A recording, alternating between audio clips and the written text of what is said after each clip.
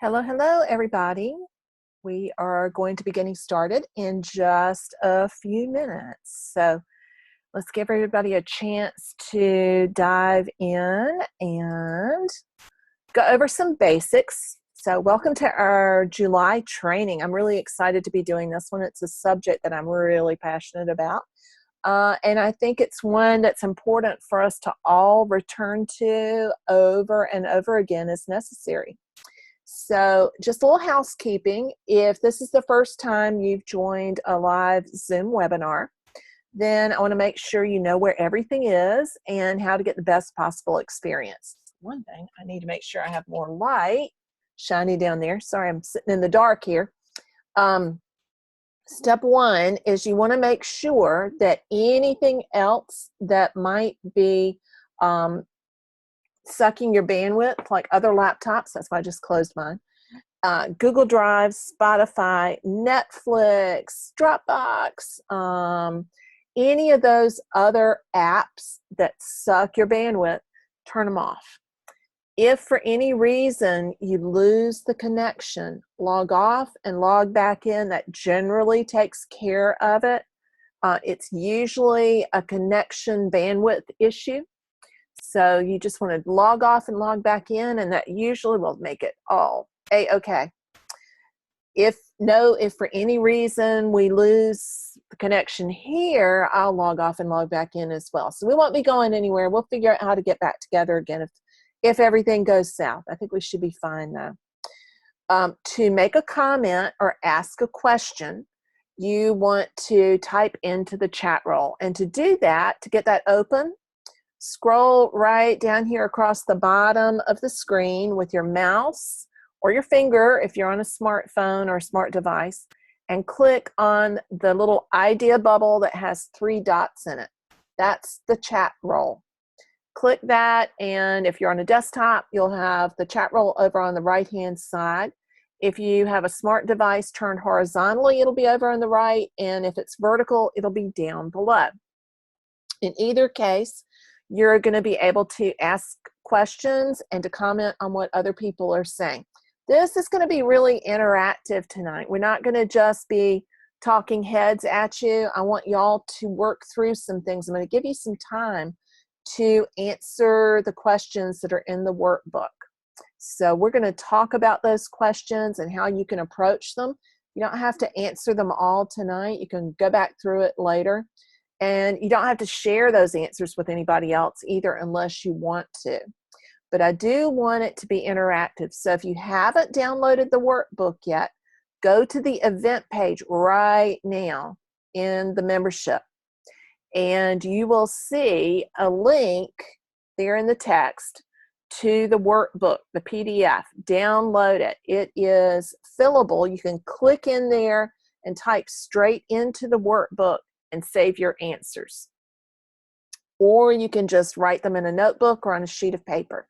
If you can't get to where you can download it right now, don't worry, because we're going to go through those questions one by one, and you can go and download it later. You'll still have your answers, but get some paper and get a pencil or a pen, your favorite writing tool, get something to drink, and get comfy because we're going to dive in deep. So to start with, I want to talk just a little bit about why it's so important to dive into your why. Why do we need to even explore it? And there are several reasons. First, just in general, if you know what your why is, what your purpose is, you have that as a touchstone or a touch point for almost everything you do. Am I in alignment with what I'm trying to get done? Is this where I really need to go? Am I going in the right direction? Does it connect to what is important to me? So we're going to talk about big picture why and coming up with the big thing. And that big thing is usually pretty internal, and it doesn't have to go out to anybody else. And you can shift the way that you talk about it for its external use.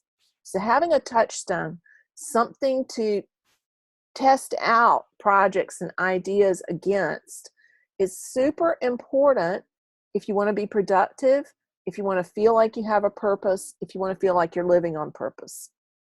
So it's an idea that goes way beyond just making art. It has to do with how you live your life. There is a TED Talk that I've talked about a little bit on my Facebook page. There's a TED Talk by a guy named Simon Sinek. And he made that TED Talk. It was actually a TEDx presentation back in 2009. I've used that, for the 6 years after that, 7 years after that, that I was teaching every year as something to spark ideas for my students as they were grappling with how to articulate what their why was. So I'm going to put the link to that in the replay so that you can go back and listen to that, because I think it'll help reinforce the ideas of why and what we mean by why, what we mean by purpose. The why and the purpose are the same thing. It has really to do with your values. And I don't mean I love kindness or I like smiles.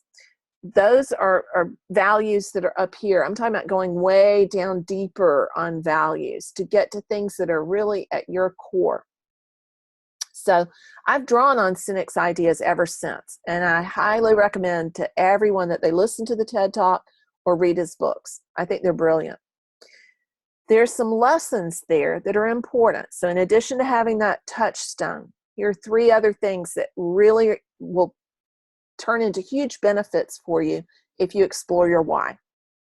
Your why becomes the nucleus of your about page and your artist statement. It becomes the center of your elevator pitch. It becomes the core of all your marketing. And it becomes the core in a way that doesn't feel funky, and it feels authentic, and people can tell when things are authentic. Number 3, actually, communicating your why conveys what you're passionate about. And passion is what gets people excited. So if you're not feeling passionate about it, it's probably not your real why. So to find your why, we're going to dive into what your passions are. But that passion gets communicated to followers, and that's how you build a tribe of 1,000 raving fans, which is really, according to all the research, all you need to sustain a career. Now, I don't mean 1,000 fans who are just kind of, maybe I kind of like her work. I mean people who think that you are the cat's meow and the bee's knees. People who love what you did. Having that real, clear, passionate why means that people can connect with you on a real, authentic, know, like, and trust basis. And lastly, when you start with why and communicate your passion clearly, it is not hard to sell. Selling doesn't feel sleazy anymore because what you're doing is appealing to people on an emotional basis. We don't buy because of what people sell. We buy because of why people do. I'm paraphrasing Simon Sinek there, but that is all backed up by a lot of biological research as well as psychological research.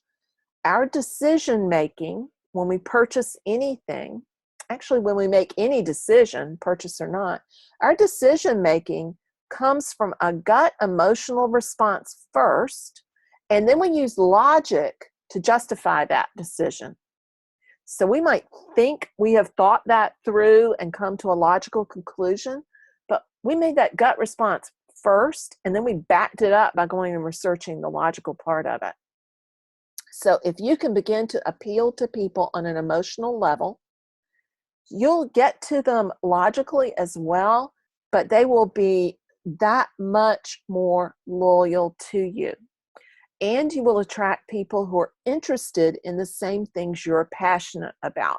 One of the things I noticed in the comments in the group this week was that somebody was musing about whether there would be anybody out there who was interested in the same thing she was in her paintings. If you communicate your passion clearly, I bet you there are, because there are going to be other people who share that passion, and you're going to be communicating it visually. So in addition to emotions, visual images speak to emotions real directly. So as artists, we have an advantage over a lot of other things. Images speak more powerfully than words. They speak directly to the gut, to the emotions, and to the psyche. So those are the things I want you to think about, that if you know your why, you've got something to use to check to see whether you're in alignment.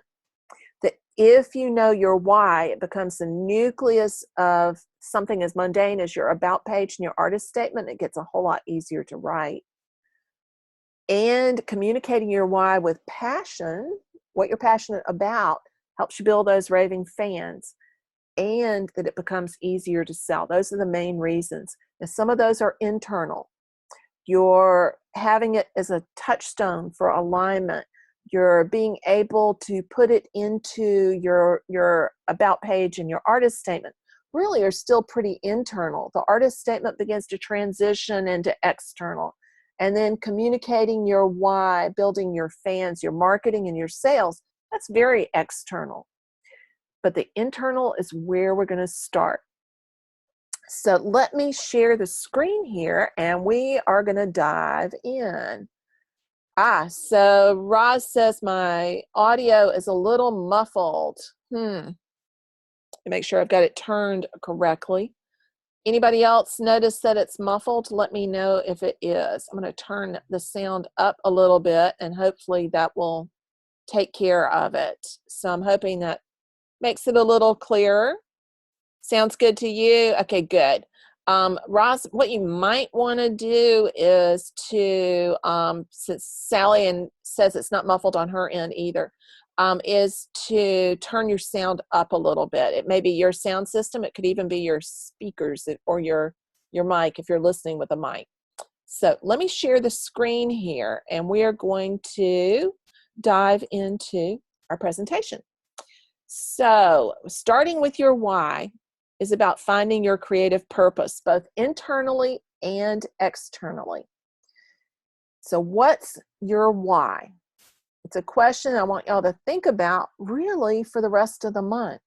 It's not something you're going to solve overnight, and it's not a question you're going to be able to answer fully tonight. So as we go through the workbook and the worksheets, and you write your answers down or you think about them, let them gel for a while and come back to it in a couple of days and see which feels the best, which answers feel like they are in alignment with you.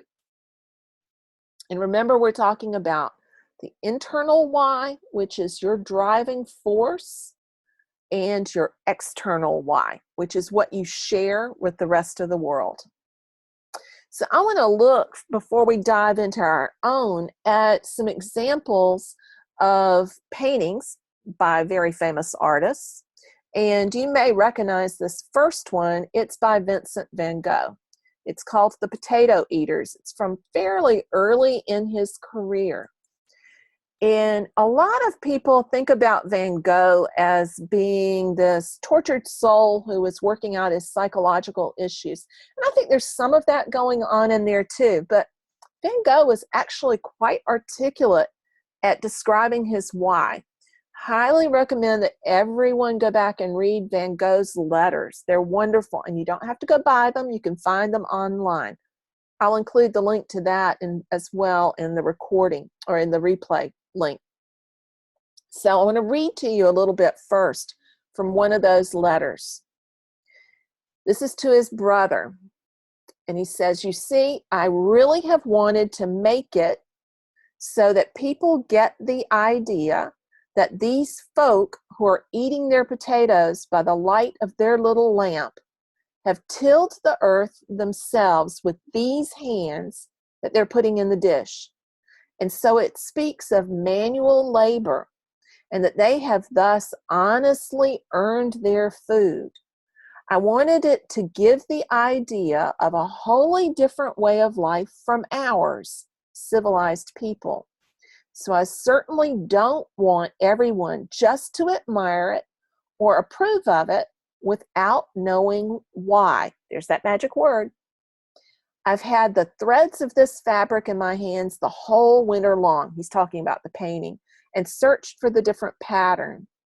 And if it's now a fabric that has a rough and coarse look, nevertheless, the threads were chosen with care and in accordance with certain rules, and it might well prove to be a real peasant painting.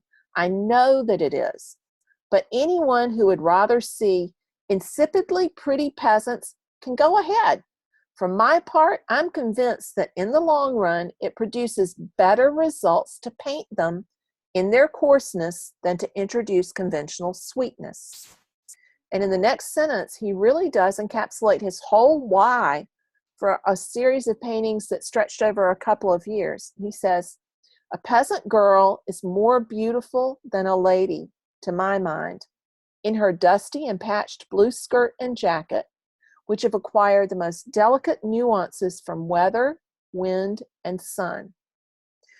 So his why was to communicate his passionate identification with the working class to people who were not that familiar with the working class.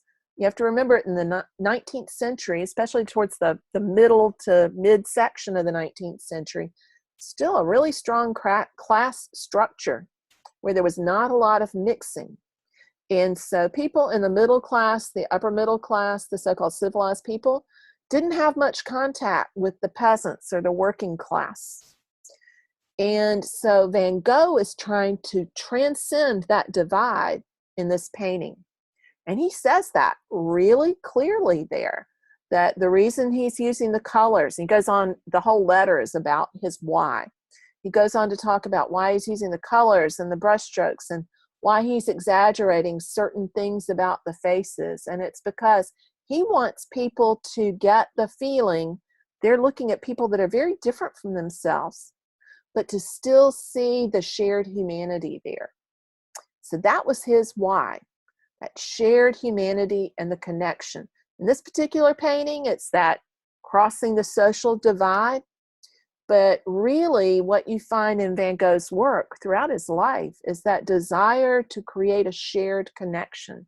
So his underlying fundamental why was shared connection. It's just that the way he did it in this painting was through his use of color and subject matter and all of those other details. When we look at Constable's painting here, I think this one is The Reapers. Can't remember the title exactly. Constable, we think of this now as being kind of a normal, very traditional painting scene. Painting landscapes is really nothing radical at this stage. But painting landscapes, when Constable painted them at the beginning of the 19th century, was a radical idea. People didn't just paint landscapes. They painted landscapes with scenes occurring in them that had to do with history or mythology or great ideas. Constable painted the world that he knew, and he was passionate about that particular world. So after his wife died and he moved back to the area that he was from, he painted that for the rest of his career. So he's painting a very familiar landscape. He's retreated back to the familiar landscape, away from the big historical paintings that were popular in London at the time. And he's painting the everyday, very much like Van Gogh was painting the peasants, painting the working class, subjects that were not really highly approved of at the time. And he's painting them as he saw them. So again, a why that's very, very similar to Van Gogh's, but it has an overlay of the place. The place itself was really important to him. He closely identified with that set of miles around those villages and the light and the color that he saw in that particular place. So it's knowledge of place that comes across there really strongly, became his why. The last painter I want to look at is one of my favorites, but some very different parts of his own lifetime. This is Francisco Goya. Goya had a very long career, and he started out as the court painter to King Charles IV of Spain.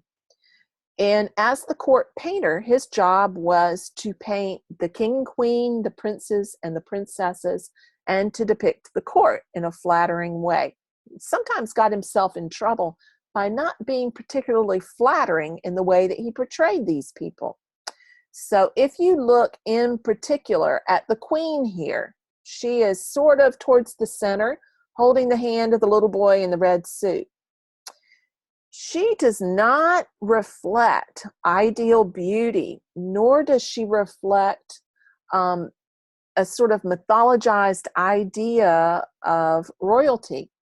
Instead, one of the things that Goya became known for was letting the person's personality shine through. He's one of the earliest portrait painters to really try to capture a person's personality in addition to just their station. So very unusual for court painters at the time. And as I said, it got him into trouble many times. He was also fascinated by color, and you get a sense of that in the painting. But his underlying why, he had two. So internally, he was fascinated by the way that people's faces revealed their personality. So he's fascinated by people.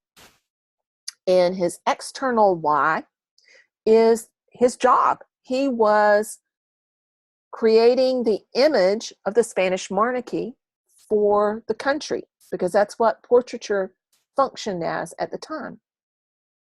In his later career, he became horrified by what happened in Spain as Napoleon invaded Spain and Spain sunk down into chaos.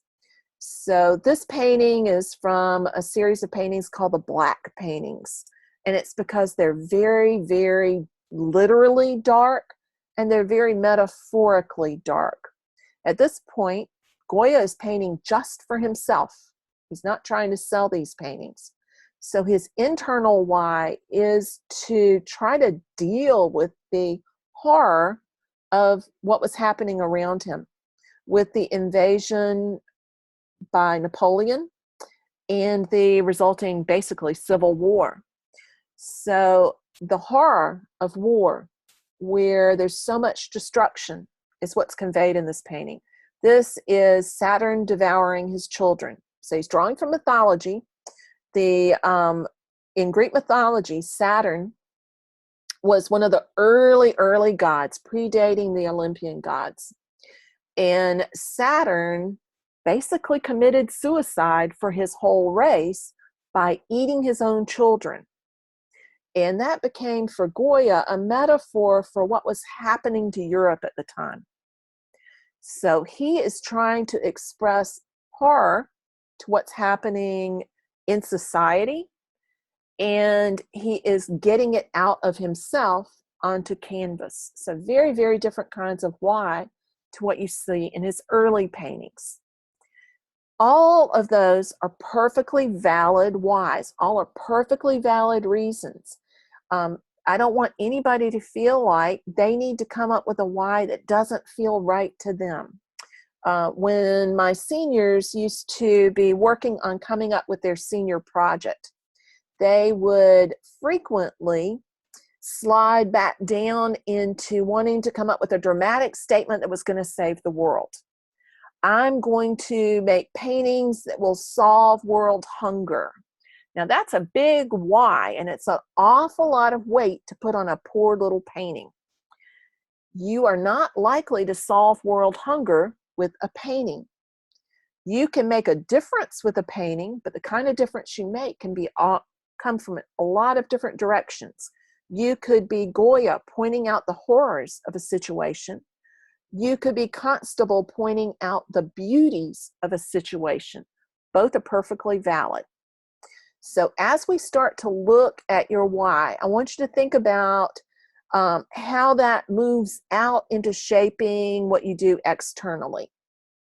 So we start with our inner circle, and Simon Sinek calls this the golden circle. Why goes right in the middle. The why is at the center, and it's what drives everything else. Why then leads to how. How are you going to go about expressing that why? There are a lot of different ways you can do it. That in turn leads to the what.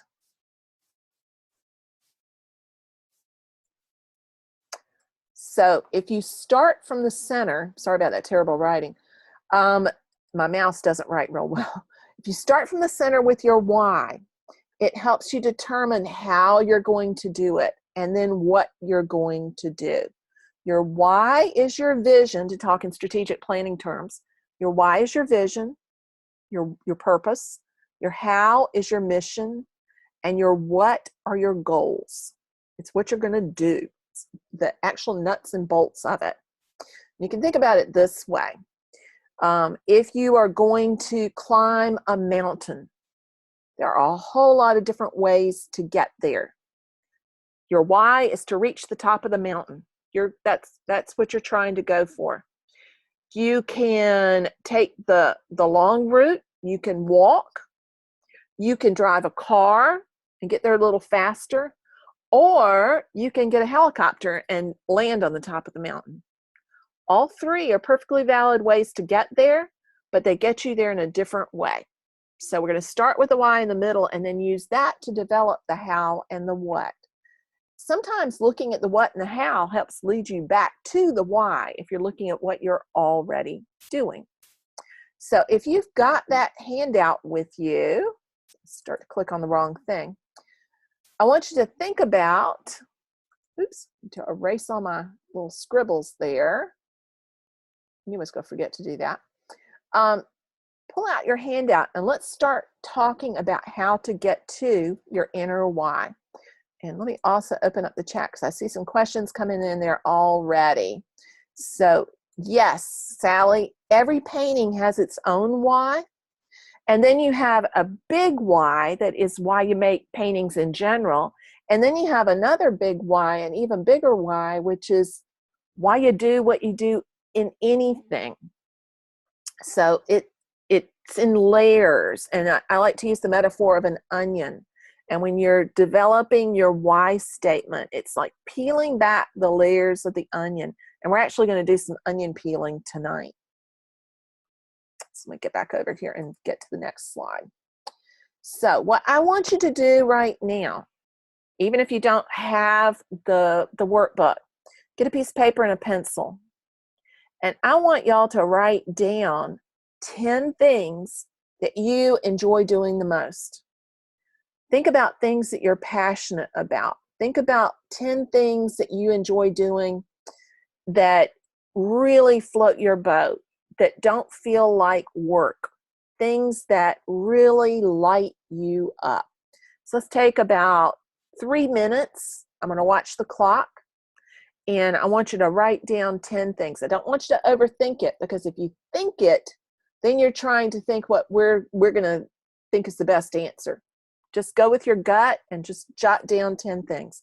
If you can't get to 10, that's okay. You can come back later and fill those in. But write down 10 things that you enjoy doing the most. 10 activities that light you up and float your boat. And I would challenge you to go beyond just painting. So 10 things, if you can stretch beyond painting.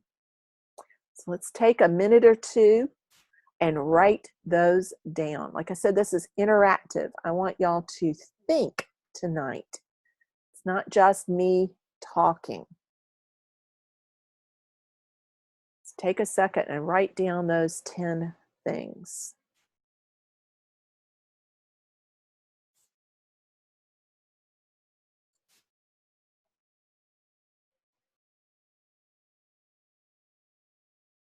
If you have any trouble thinking of what those might be, think about what you would do if you had a full day with no obligations and you could do anything you wanted to do. Write those down. 10 things that you enjoy doing the most. Has everybody got a few of those? If you've got some, type in yes in the comments so that I know that you have got some stuff written down. So type yes in the comments. Yay, excellent, good. Okay, we're going to go on to the next thing. Which 3, and you can just circle this if you want to, circle the ones that are on there. Which 3 do you have to do every single day in order to feel fulfilled? So look at that list, and which 3 do you have to do every single day in order to feel fulfilled, to feel like it's been a good day? Just circle the 3 that are at the top. And if you want to write them down in the workbook, go ahead and write those down.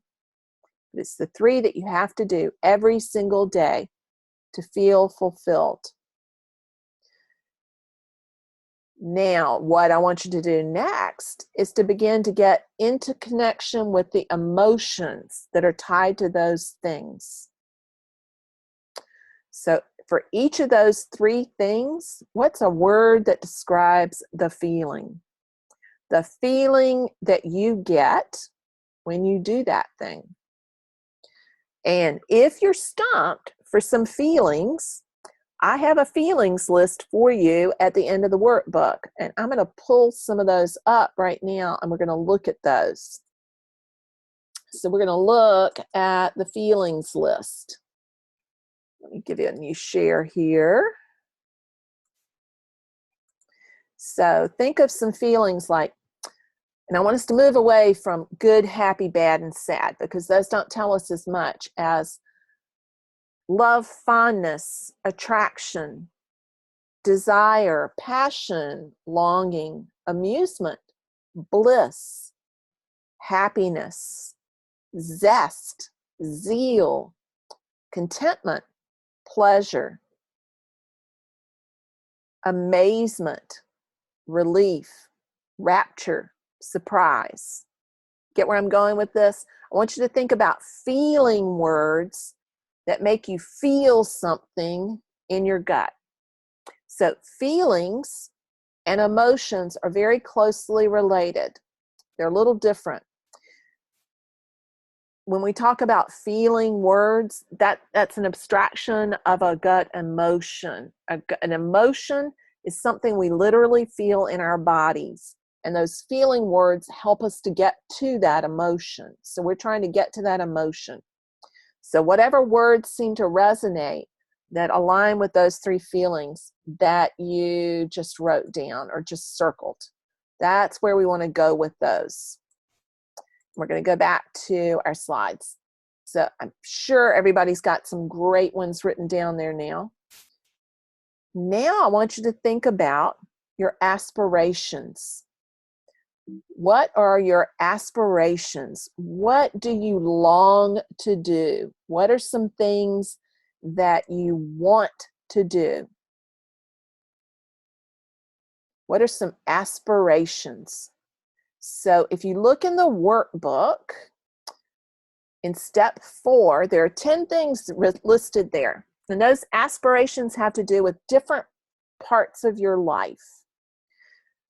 Physical, spiritual, career, family, friends, financial security, mental improvement, in other words, growth and development, education, fun, and anything else that you feel like needs to go in there. Those aspects are things that relate to determining your why.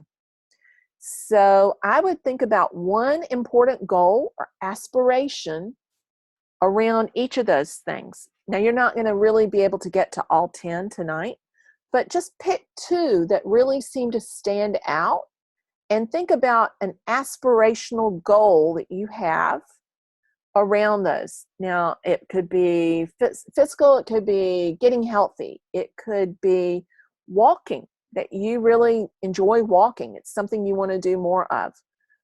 Walking is one of the things that I physically enjoy doing. Don't do enough of it at times, but when I do, I feel like a more fulfilled person. So walking is definitely one that I put down there. So they don't have to be big goals, but just put down something that's an aspiration there, because that helps you identify things that are important to you. So I'm going to give you a chance to take a couple of those, 2 or 3 of those, and jot down a quick aspirational goal. Again, don't overthink it. Put down the first thing that comes to mind. You don't have to share this with anybody. This is between you and your workbook. It's where you're going to develop your ideas from. It can be totally for internal use only. And again, you can come back to any of the others later. You don't have to fill them all in right now. So we're thinking about those first 3 that you have written down as being, clicked on that, as being the ones that are most important to you. So we're going to come back to the others later. So those 3 that are the top priority. And they may be, the priority can change later, but they're the top priority for right now. And I want you to think of a word that describes your feeling about that goal. So for example, with me walking, when I walk, I feel connected to the universe. I feel connected to the world around me.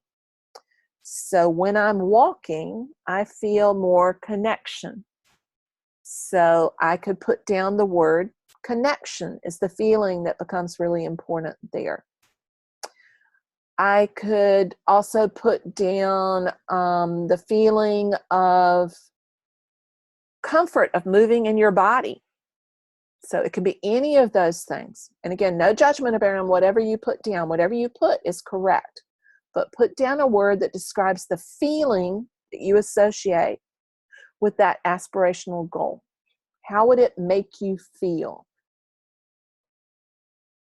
Refer back to that feelings list if you get stuck. And again, we're thinking about aspiration and what really lights us up instead of what feels like an obligation. So in step number 7, when it says, if you never had to work another day in your life, what are 3 things you'd spend your time doing instead of working? Maybe it's a little clearer, and I may need to go back and edit this in the workbook at some point. If you never had an obligation for another day in your life, what are the 3 things you'd spend time doing instead of things that you're obligated to do? So if you don't have responsibilities, if you don't have obligations, what is it that you would want to spend your time doing? Look back at those goals. And not just goals that are going to make you a better person, but goals that make you feel fulfilled.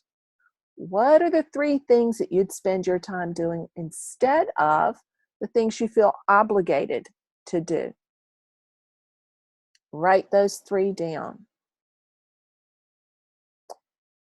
And when you get to step 8, we've got activities and feelings again. You see in a pattern here that we're going to go from things to feelings. So write those 3 things down again, those activities down again, the 3 things you would do. So for me, the 3 things that I want to do every day, that will probably go down first, and I might even put a 4th in there. I want to connect with my animals every day, whether it's my dogs or my horse, because connecting with my horse feeds my soul and feeds my paintings. I want to paint or make art or make a mark every day because it makes me feel fulfilled. I want to connect with my family and friends every day because, again, it goes back to connection. All of those have to do with feeling connected to the world that I live in. So those are 3 that are really important to me, and some feelings that I would attach to it. And you could go into more depth rather than just using connection for all of them. But think about what's important to you and begin to attach a descriptive feeling to that. One of the things that happens when we start talking about feelings is you internalize it and it goes into your body. And when it's in your body, it is way more authentic than something that you're trying to figure out in your brain. So next, in this 9th step, I want you to think about what's on your bucket list. So if your life were ending tomorrow, if tomorrow was going to be your last day, so you've got 24 hours left and you could do anything you want to do, what are 3 things that you would regret not doing, seeing, or achieving? Be really honest with yourself here. This is not the time to look good because nobody else is reading this but you. What are 3 things that you don't want to not do? You want to make sure you get them done. Write those 3 down. This becomes really important later as you begin to build goals and objectives for yourself, whether you're talking about for your painting career or what else you're going to do with your life. So think about what's on your bucket list. What would you do if the field was wide open, you had 24 hours left, and you wanted to get in as much as you could in those last 24 hours? Write those down. And in our next step, we're going to go to finding a feeling that is attached to each of those 3 things. So, for example, one of the things I would want to do if I knew I only had 24 hours left is I would want to head to the ocean, like right now, because being close to the ocean and hearing the waves makes me feel, again, like I'm part of a bigger whole. So it makes me feel comforted.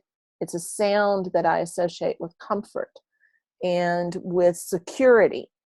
So those might be words that I would put down for that. So get those 3 bucket list ideas down and the feelings that you associate with them. Now here's where we're going to take a few minutes, and I want you to go back through step 1 through 10.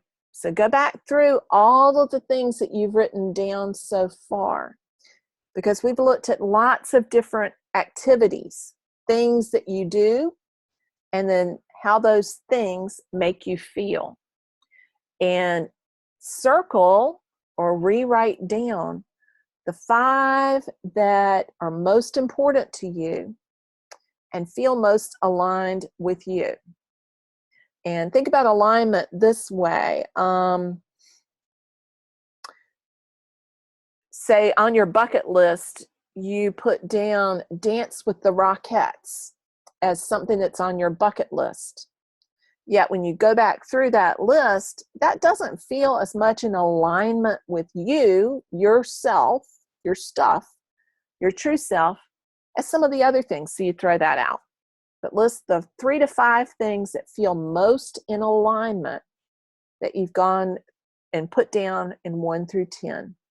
And then transcribe over the feeling that you associated with that too. And again, don't overthink it.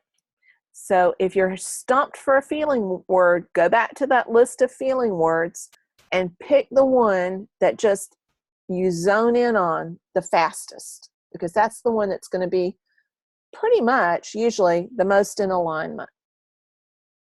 And write those down. It's important to write it down.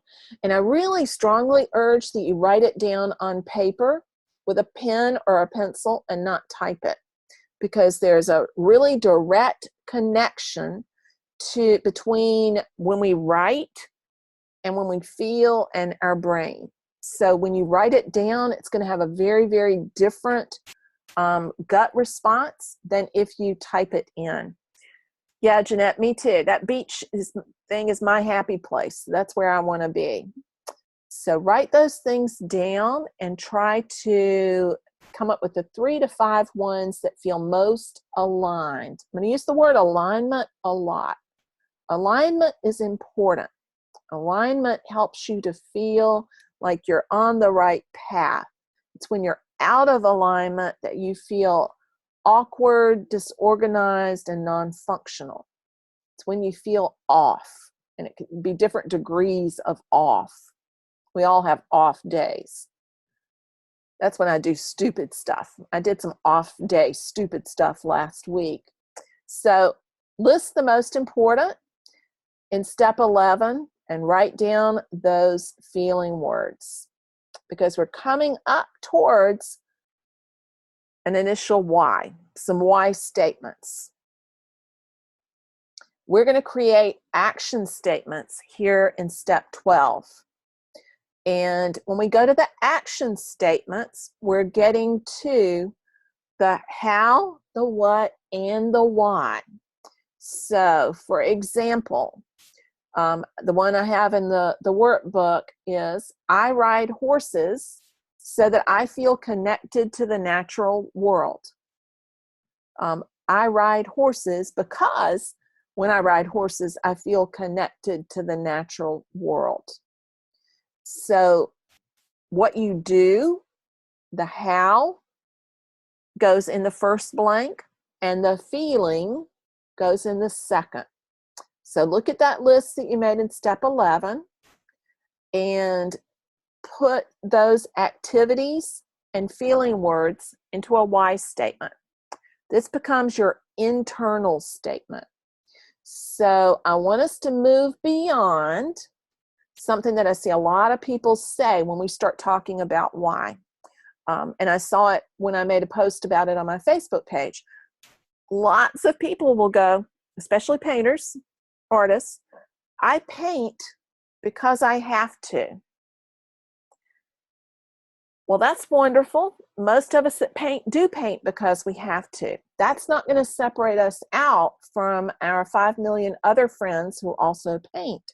So we need to dig a little deeper and peel another layer of the onion off. So you can start with, I paint because I have to, because I feel driven, but you can't stop there. You got to keep going further. So write those statements down, and then we're going to start peeling some of those layers away so that you can get down to something that's way more personal and way more you than just the I paint because I have to, or I paint because it makes me happy. I paint because it makes me happy is a perfectly valid statement, but it's probably, there's more to it than just happiness. Look at that list of feeling words. It probably does way more than just making you feel happy. How would you describe happy? What's another word for happy? Fulfilled? What's another word for fulfilled? So keep digging deeper as much as you can, and you'll begin to get to some of those more inner kernels. And that becomes step 13. We're going to refine and record those why statements. So you can start with some initial ones, but then you're going to have to go for each one of those, but why? So if I say, I ride horses, or I ride my horse because it makes me feel connected to the natural world, then I want me to ask myself, but why? Which means, why does riding horses make me feel connected to the natural world?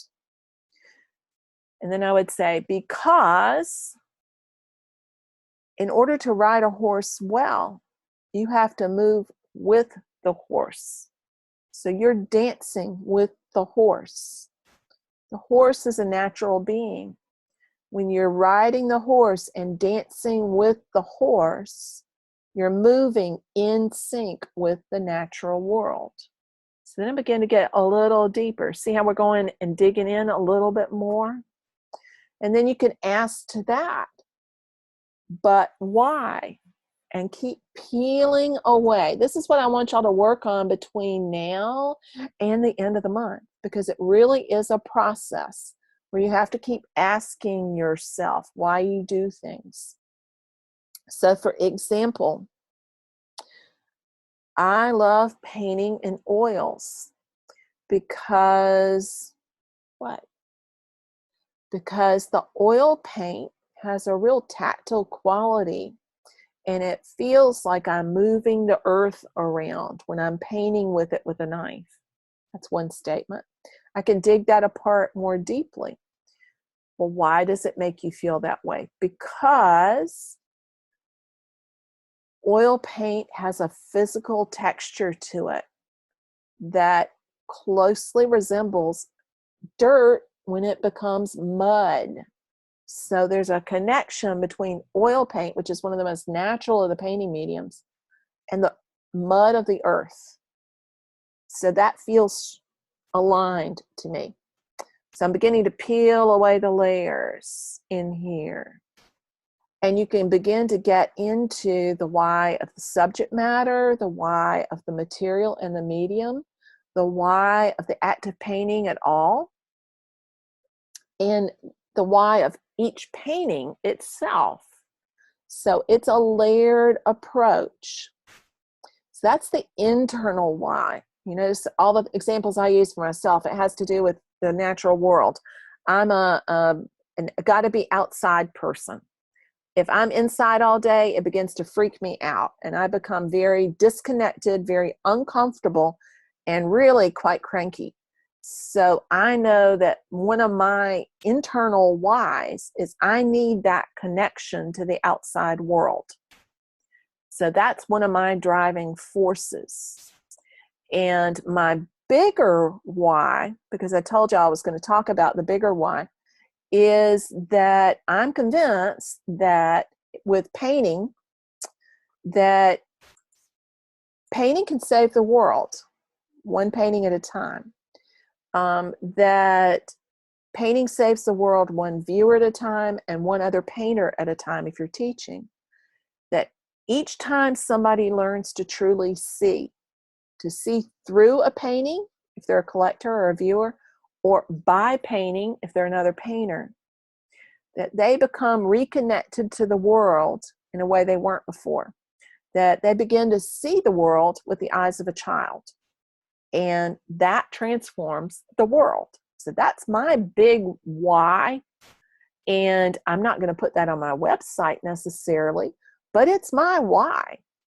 One of the most moving experiences I've ever had as a painter was being at an opening and talking to somebody who was viewing my work for the first time with complete wonder on his face. Now, he didn't become a buyer or a collector. That really wasn't what was important. It's not about the money.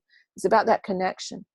And the look of wonder on his face had to do with his seeing the kind of light and color that he grew up with in a landscape similar to what he grew up in.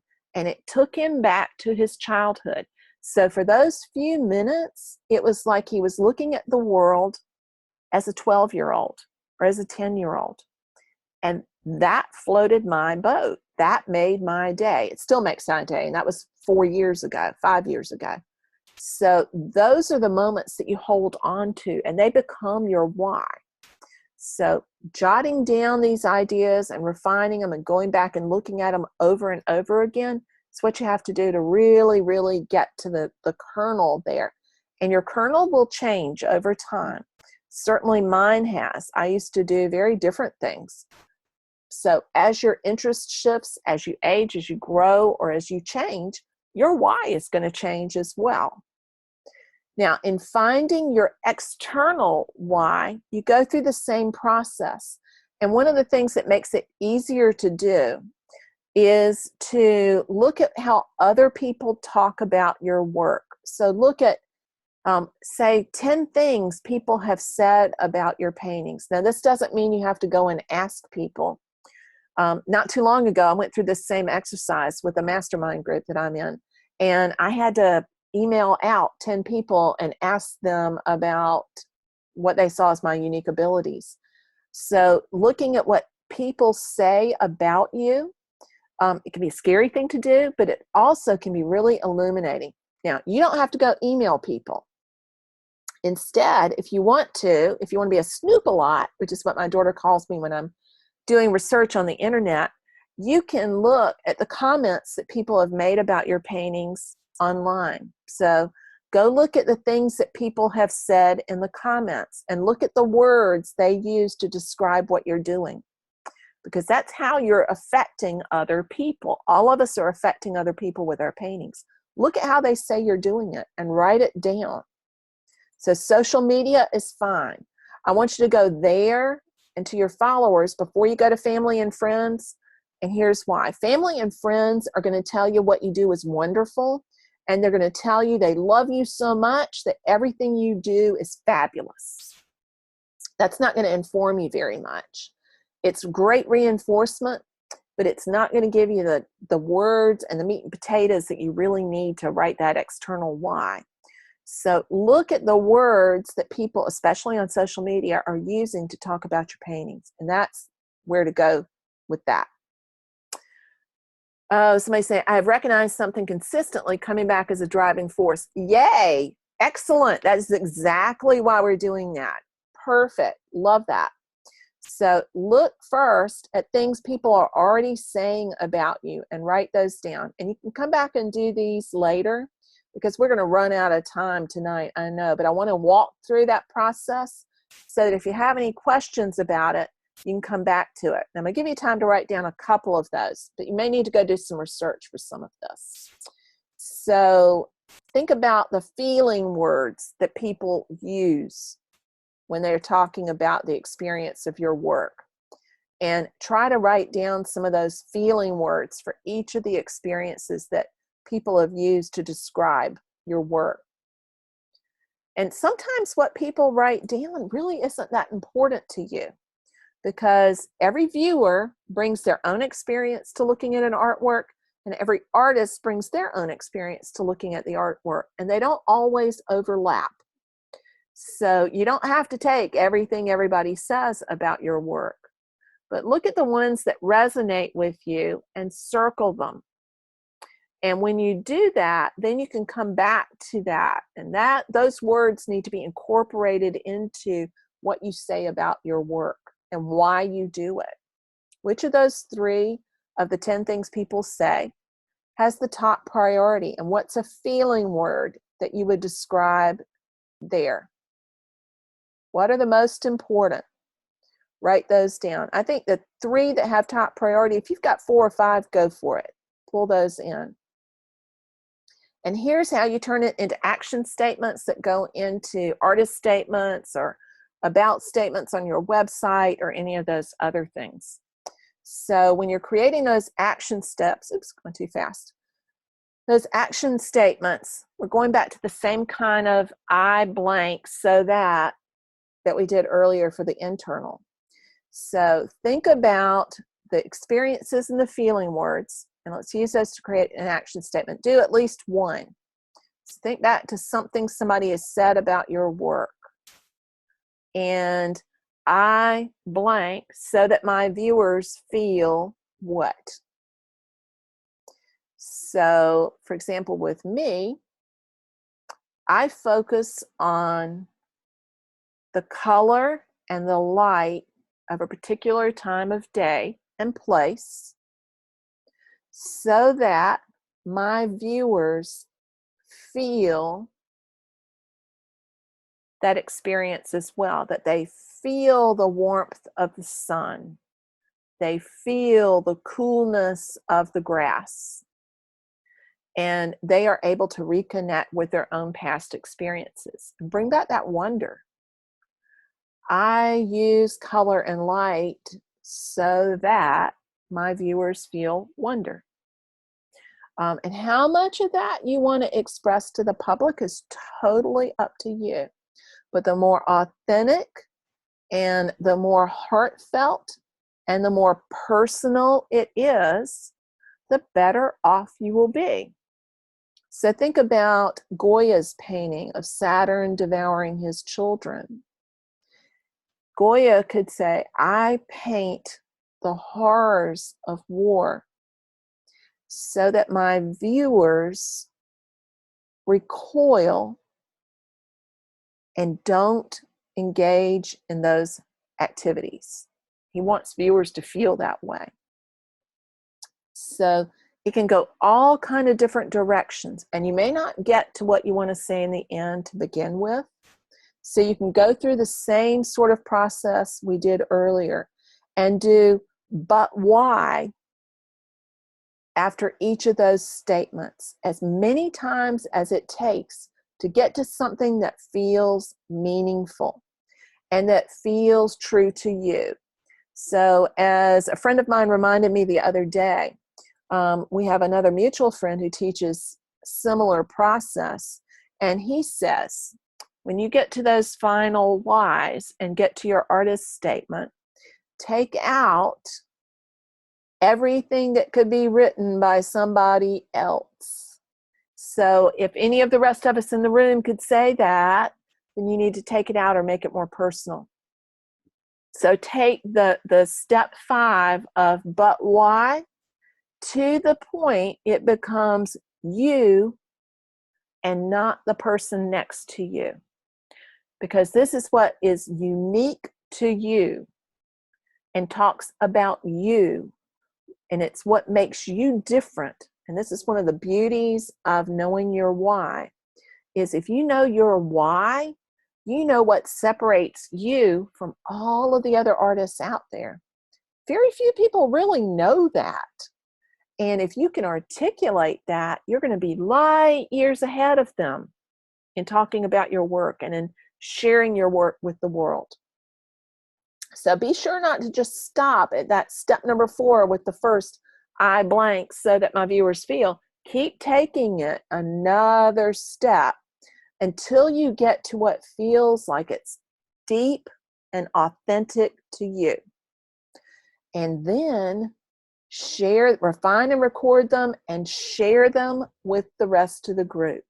We've gone really deep tonight, and I've asked you to really pull out some and tease out some really kind of tough stuff. As much as you want to share, and if you feel like you're not getting deep enough when you're working through that, post those in the membership so that we can go back in and look at those. And I think a good place to post that will be under the replay comments.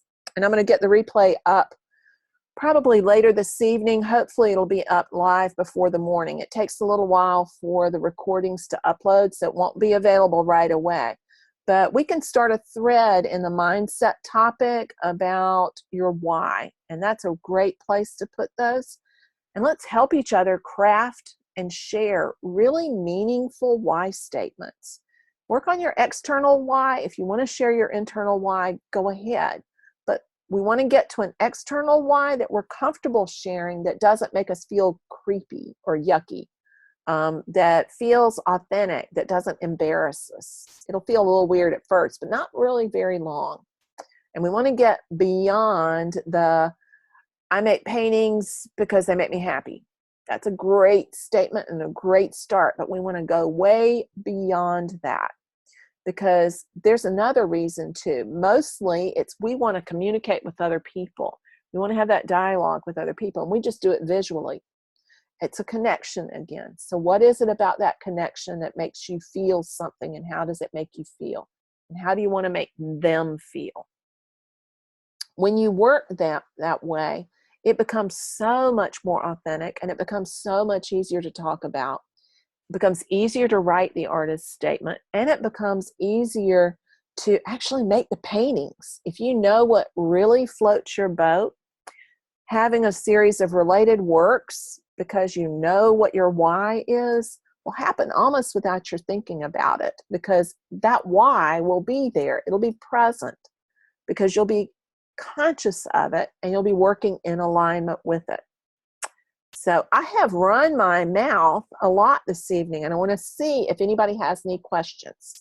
So I've left a half an hour. It's one of the reasons we did this at 5 was I wanted to make sure that we had time to keep going if people had questions, since I do a lot of webinars on Tuesday afternoons for my courses, and I didn't want us to run into another class. So any questions that people might have? Yay, Sally. Brainstorming is good. Now, I'm glad you said that word because that's crucial. Remember when you're brainstorming, that you are not doing a whole lot of evaluating. You're not trying to decide, meaning the monkey mind takeover. You're not trying to decide things. You're trying to get stuff out and down on paper. There is that bad first draft that's really important. So this is like pre-first draft. And I really want you to brainstorm. So I'm so glad you said that, Sally, because I meant to bring that up earlier. Brainstorming means you get it all out on paper and you evaluate it later. That's why I had y'all make lists and then circle. Because if you're making the list, you're not worrying about both prioritizing and getting it down at the same time. So brainstorm, and also consider that what we did tonight is a first draft, pre-first draft. And you can come back to it many times and keep tweaking and refining it. Then it'll become something that's in your own voice. But we've all read artist statements that are full of art speak and have like 15 different multi-syllable words in every sentence, because that makes people feel smarter and more erudite. That's not going to connect with viewers very well, and it pushes people away. So I want us to get real honest and open with and direct with the kind of words that we're using. Jane says, I've decided I'm excavating my emotions and exploring my personal artistic abilities. Yeah, excavating emotions. I love that. Let's dig into that a little bit more.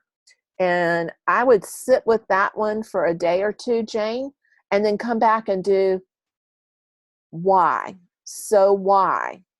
So that why, or because why? Why are you excavating your emotions? Why does it feel important to you to dig those out? I think that's a great why.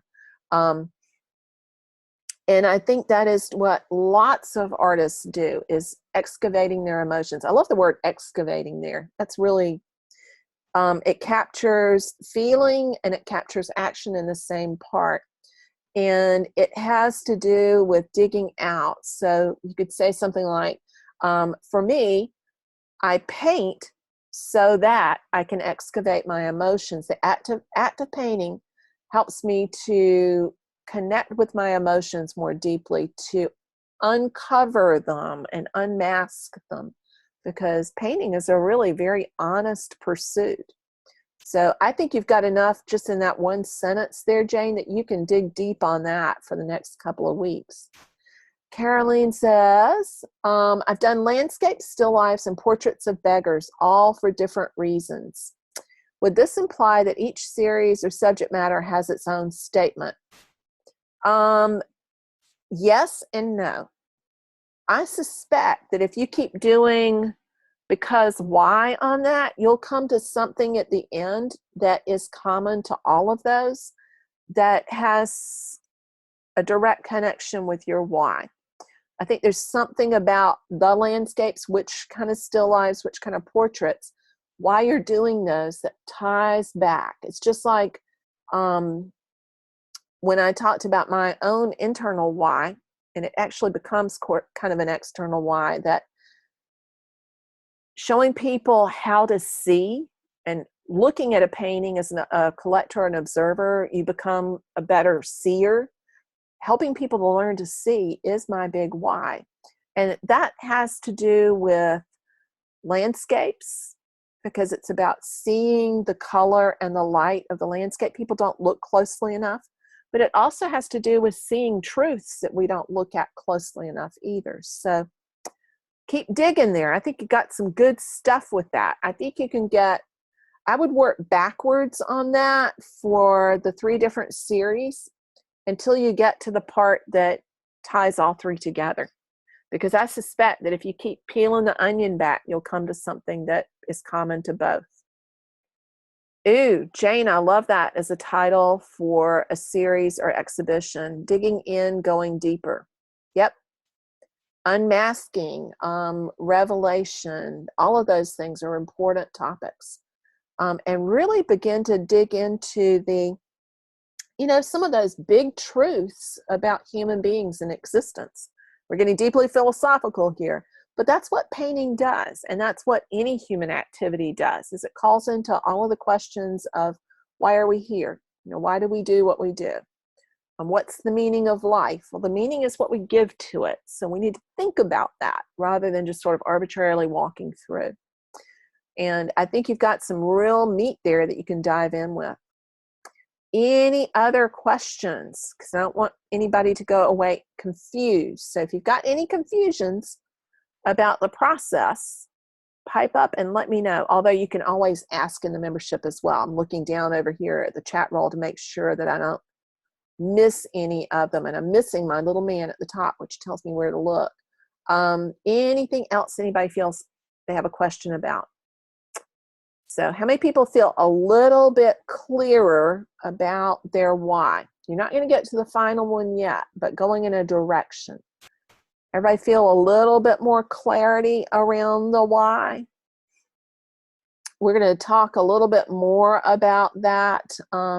Maybe, Sally, I think you've got some things in there. I strongly suspect you've got some strong whys. You've taught for a long time, and I know you taught in the comments. I had that up somewhere. You taught in the comments. I guess I closed that, darn it.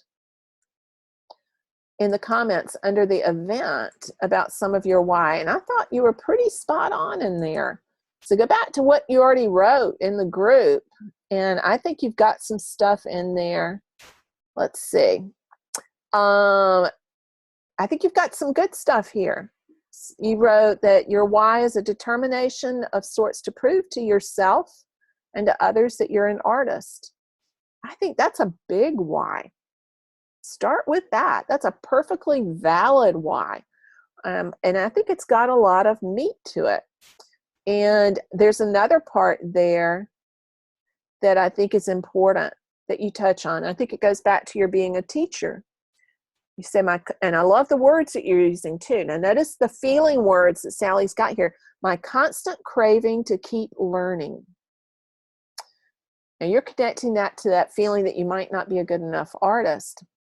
I would disconnect that and think about that desire to learn. So for you, painting to a degree is part of that constant desire to learn.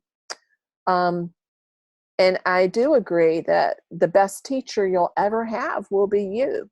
You know you the best. So, Sally, I go back to what you already wrote in the group and pull from that because I think you've got a lot of meat there. And I think there's a good deal there that you can start with and pull from and go pretty far there. So you got a good start there, better than you really think you do. Sit on it overnight, and I think it'll become a little bit clearer. So Roz says a little bit, but I'm not sure how to translate that into a painting. Okay, let's go back to, let me get to the actual exercise there.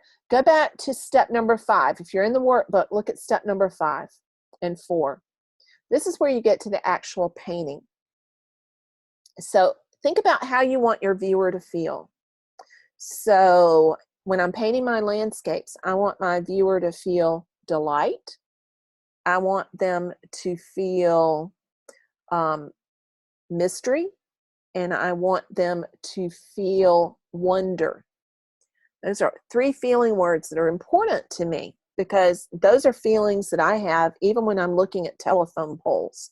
When I look at the colors that are created as they fall across things as mundane as telephone poles or white trailers in the sunlight in the summertime, I can get excited about that. So when I think about wonder and what else well, let's just go back to wonder, delight and wonder. Then I can think about the elements of art and what I can do with those elements to create delight and wonder. Well, if I think about the word delight, am I going to want to use strongly complementary colors at full intensity so that I'm clashing green and red in the painting? Probably not, because that clash is not what I'm going for. So thinking about delight helps me to think about color combinations that I might use and subject matter that I might choose. Thinking about delight and wonder helps me to think about what kind of contrasts I might want to use. So you move from the feeling to the physical and the reality. It's the feeling is the why, then you go to the how and the what. So the how might be, which medium do I work with that makes me feel the most delight, feel that feeling that I want to convey to the viewer. And then what subject is going to make me feel that feeling? Because if you're feeling it, your viewer's liable to feel it. So go through subject matter, composition, and style and technique, and think about the hows. Those are all hows. And think about those in terms of that feeling, because that will answer your what. It'll tell you exactly which colors to use, exactly the kind of colors to use, the contrast to use, and it'll become really intuitive over time. It's a little awkward at first because you're thinking about it, but it gets past that really easily. And I'll pull up, I used to use a tool called mind mapping with my students at the college. And because I taught graphic design, everything had to be mind mapped because you have to do that in order to be able to talk to clients. But it is also how I taught my seniors who are beginning to do the kind of stuff y'all are doing, how to move from that idea or feeling to the concrete thing. So we almost need another time to do that, but I'll show you, let me pull up a mind map really quickly, and I think that might be the easiest way to show you. We did it with pen and pencil, but there are tools out there online that you can use as well.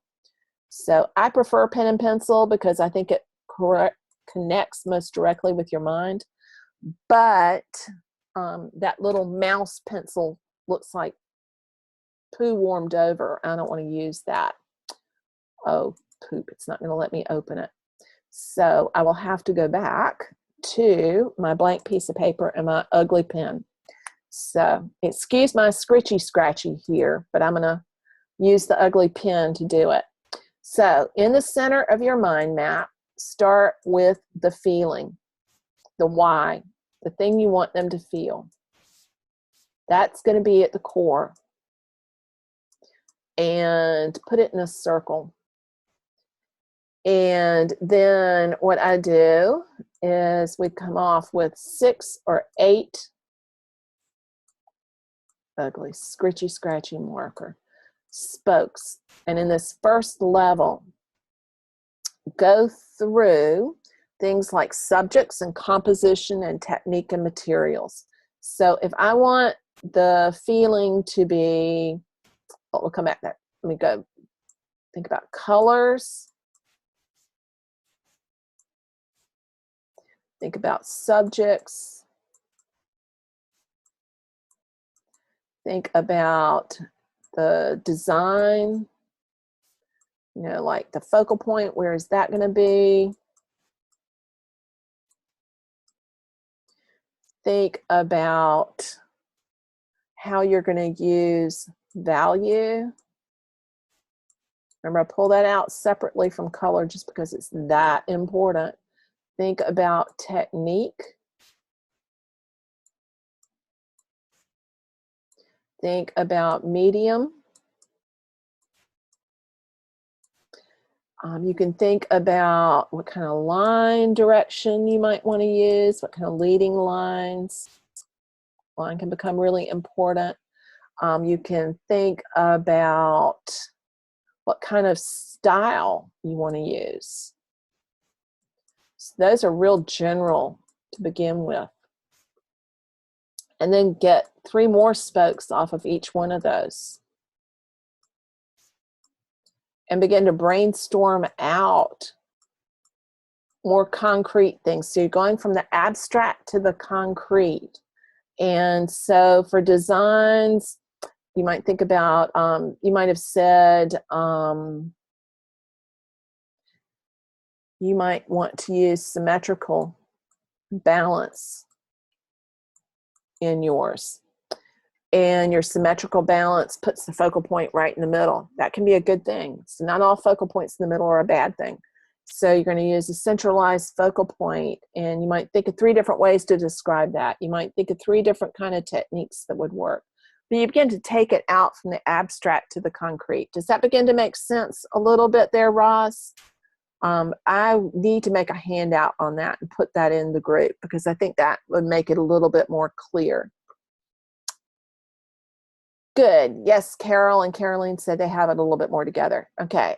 And I'm not sure who AWL is, who signed in as that, but whoever's signed in as AWL says, here are my thoughts. There are moments that are unique, but too often ephemeral and will not come back twice. Paint those ephemeral moments to give them a longer life so my viewers can experience the beauty of those. Really nice. Yeah. So I would start with that. You're not starting with that. You've worked on that all night, but I would leave that alone for a couple of days.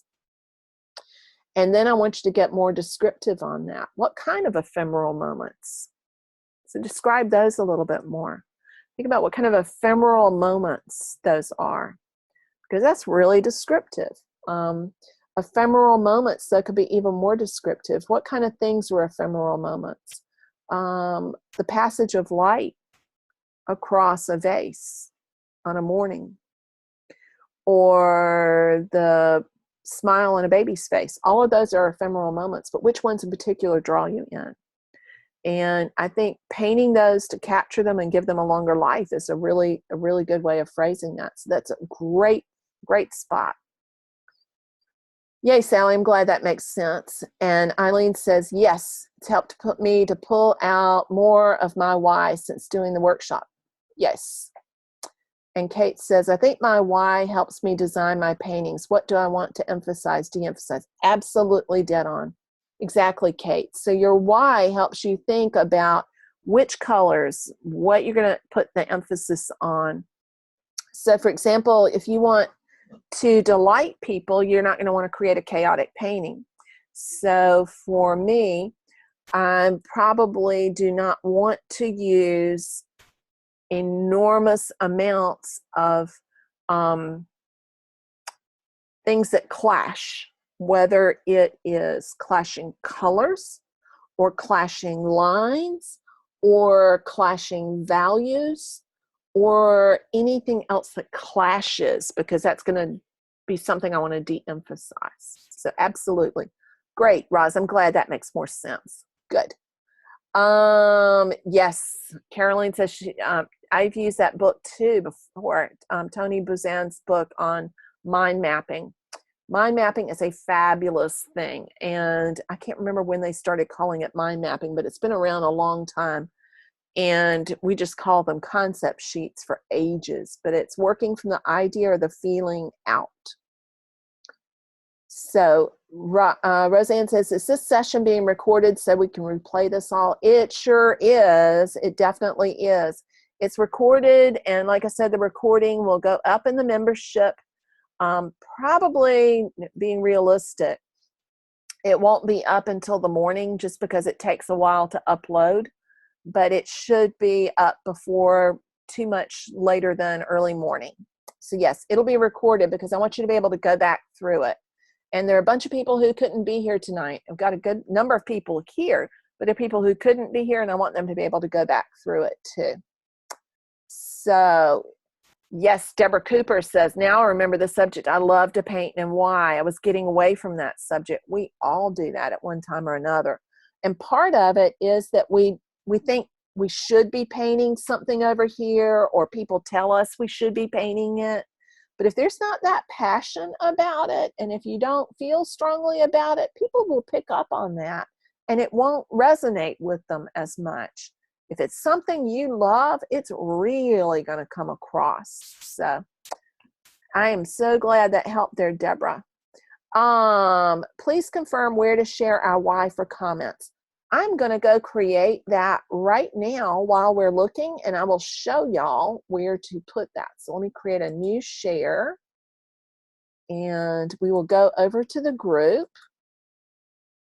You'll see me create it on the back end. So when we're in the group, if we go to topics and to mindset, creative mindset because I think that's where it belongs. Let's create,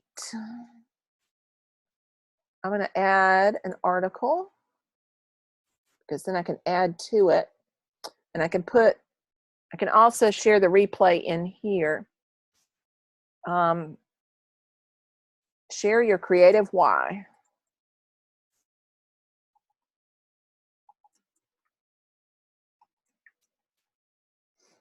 So it'll go right here, and it'll be right there in creative mindset. So you'll be able to find it there and get feedback. And I'll see if I can't cross-link it into the feedback section as well. So we'll be able to comment in there, and feel free to help each other out. I think bouncing ideas off of other people really helps. And as you get further down the road, you can add in some of your paintings to that thread. So what I think will probably make it most easy, and there are no rules around this, there's no wrong. So if you put it somewhere else, don't worry about it. But if you have, each person has a thread in there, and people respond to that person's thread, that'll keep all the comments together for that person.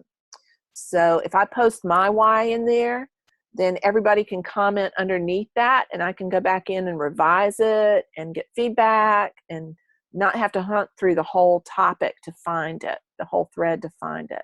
So that'll be the easiest way to do it. But if it gets off track, that's not a big deal either. It's however it ends up working the best for people. So it'll be share your creative why in process. That way people will know we're in process. So that's where it'll be. Any other questions at all? We're coming up on the end of our time. So again, this is something that we need to work on all month. It's not something that's going to happen overnight. And we need to talk about how to then connect goals to that. So keep that in mind. And thank y'all so much for joining me. It's been a pleasure. As I said, this is something I feel real strongly about. So I'll also be sharing Simon Sinek's link, or the link to his TED Talk. Highly recommend it. It's really, really good. It's short, succinct, and to the point. So cool beans, y'all. Good work. Pat yourselves on the back, and I want you to put it away. You can play with it a few more minutes, but put it away when we get off. And don't be tempted to overwork it tonight. Let some of it sit up here and gel, and let your subconscious do some of the work for you. So great work, everybody. It's been a pleasure. Happy painting, and I'll talk to you again soon.